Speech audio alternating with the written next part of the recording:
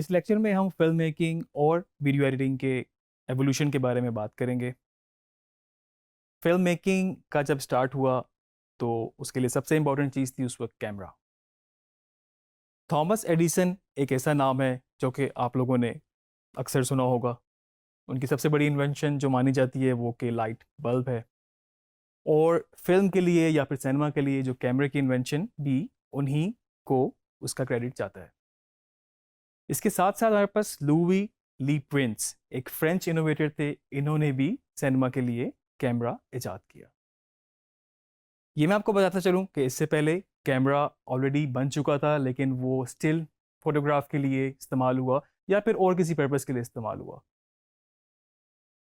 अभी ये जो वीडियो आप देख रहे हैं इस वक्त, ये बेसिकली फर्स्ट मोशन पिक्चर मानी जाती है और इसके पीछे एक बड़ी इंटरेस्टिंग स्टोरी है।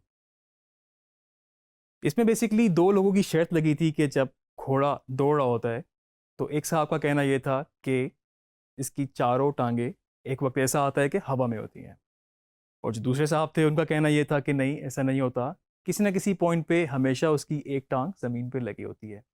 अब इस चीज़ को साबित करने के लिए उन्होंने कैमरे का सहारा लिया और उन्होंने डिफरेंट पोजीशंस पे कैमरा प्लेस करके उस घोड़े को वहां से दौड़ाया और उसकी डिफरेंट सीक्वेंस में फोटोग्राफ्स कैप्चर की।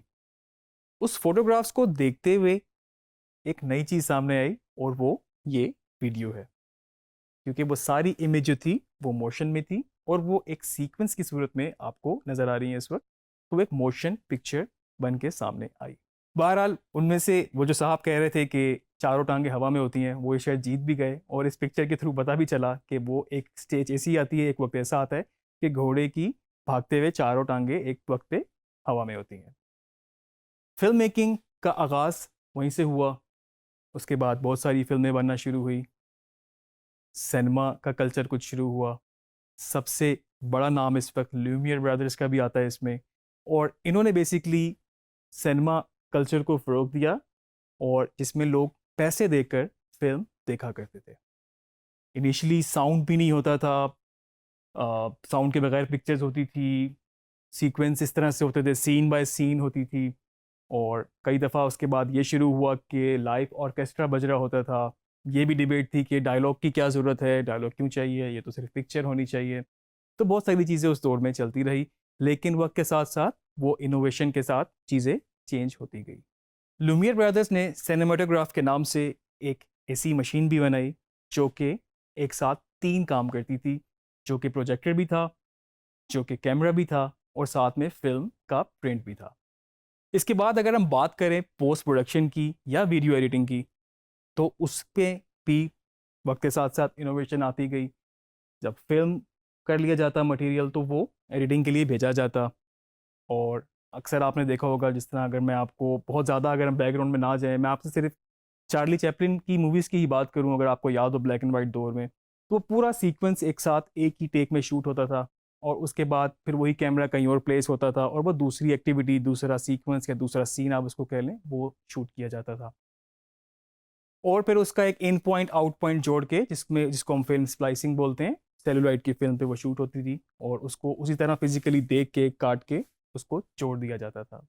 तो ये बेसिकली जो फिजिकल कटिंग होती थी फिल्मों की, कटिंग और स्टिकिंग भी इसको हम कहते थे, फिल्म स्प्लाइसिंग इसकी टेक्निकल टर्म है, ये शुरू में रही। उसके बाद इसके भी कुछ सॉफ्टवेयर हार्डवेयर आ गए। बेसिकली हार्डवेयर ही था मूवी ओला के नाम से, जिसमें प्रोजेक्शन बेहतर थी, उसको देख के काटना आसान हुआ करता था।